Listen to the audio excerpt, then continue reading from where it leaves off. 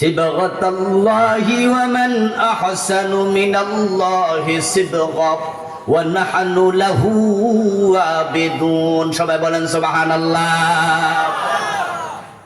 খলিফাদেরকে আল্লাহ তাআলা দায়িত্ব দিলেন, তোমরা জমিনটা আমি আল্লাহর রঙে রাঙ্গায়া দেও।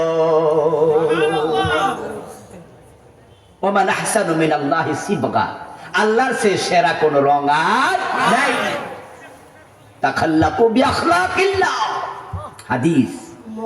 আল্লাহ বলে সিবগাতাল্লাহ, আমি আল্লাহর রঙে রঙিন হয়ে যাও, জমিনকে রাঙায়া দাও।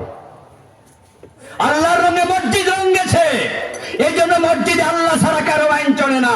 আল্লাহর রঙে যদি সংসদকে রাঙানো যায়, দেশেও আল্লাহ ছাড়া কারো আইন চলবে না। মসজিদে আমরা কত মিনিট থাকি?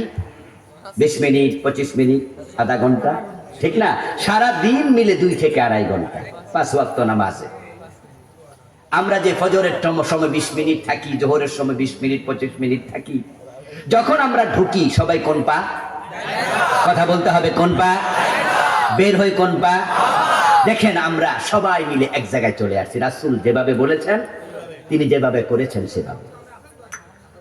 আমার বন্ধু, আমরা ডান পা দিয়ে ঢুকলাম, বাম পা দিয়ে মসজিদ থেকে বের হলাম, আল্লাহু আকবার বলে সবাই মিলে নামাজ শুরু করলাম, সালাম ফিরিয়ে নামাজ শেষ করলাম।